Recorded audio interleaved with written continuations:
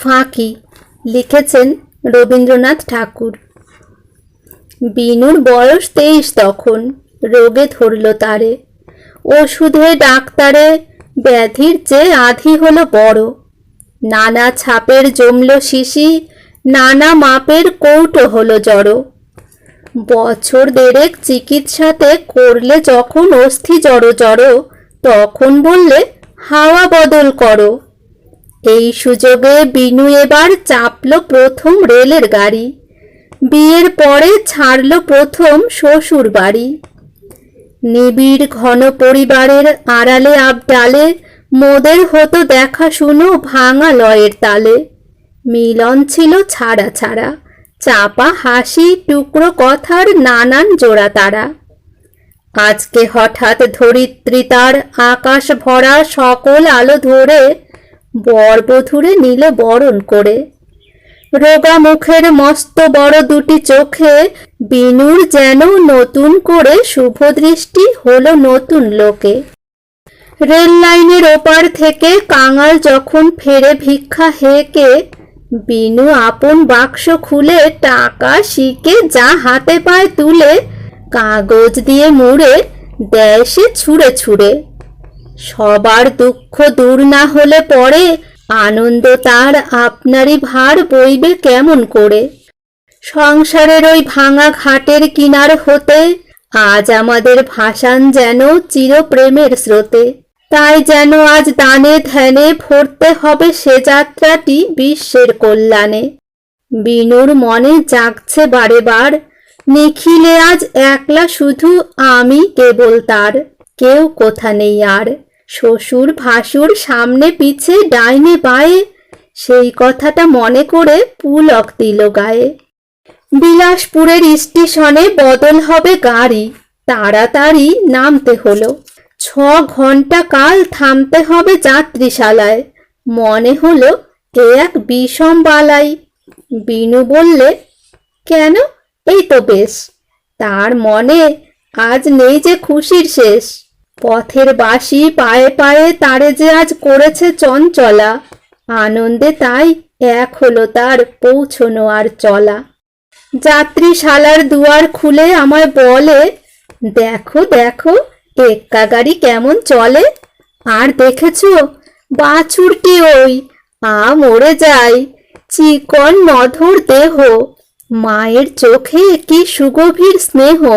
ওই যেখানে দিঘির উঁচু পাড়ি, শিশু গাছের তলাটিতে পাঁচিল ঘেরা ছোট্ট বাড়ি, ওই যে রেলের কাছে স্টেশনের বাবু থাকে। আহা, ওরা কেমন সুখে আছে। যাত্রী ঘরে বিছানাটা দিলেম পেতে, বলে দিলেম, বিনু এবার চুপটি করে ঘুমো আরামেতে। প্ল্যাটফর্মে চেয়ার টেনে পড়তে শুরু করে দিলেম ইংরেজি এক নভেল কিনে এনে। গেল কত মালের গাড়ি, গেল প্যাসেঞ্জার, ঘন্টা 3 হয়ে গেল পার। এমন সময় যাত্রী ঘরের দ্বারের কাছে বাহির হয়ে বললে বিনু, একটা কথা আছে। ঘরে ঢুকে দেখি কে এক হিন্দুস্থানি মেয়ে আমার মুখে চেয়ে সেলাম করে বাহির হয়ে রইল ধরে বারান্দাটার থাম। বিনু বললে, রুক্মিণী ওর নাম। ওই যে হোথায় কুয়োর ধারে সার বাঁধা ঘরগুলি, ওইখানে ওর বাসা আছে। স্বামী রেলের কুলি, 1300 কোন সনে দেশে ওদের আকাল হলো। স্বামী স্ত্রী দুইজনে পালিয়ে এলো জমিদারের অত্যাচারে। 7 বিঘে ওর জমি ছিল কোন এক গায়ে, কি এক নদীর ধারে।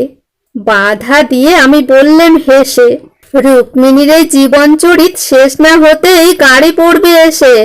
আমার মতে একটু যদি সংক্ষেপেতে সারো, অধিক ক্ষতি হবে না তাই কারো।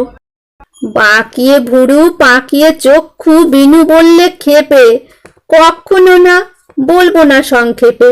আপিস যাবার তারা তো নেই, ভাবনা কিসের তবে, আগা গোড়া সব শুনতেই হবে।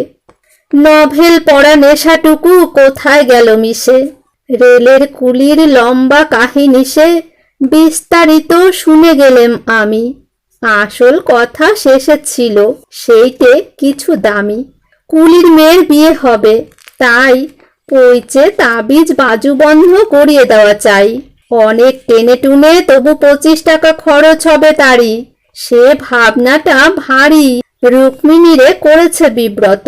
তাই এবারের মতো আমার পরে ভার কুলি নারীর ভাবনা ঘোচাবার।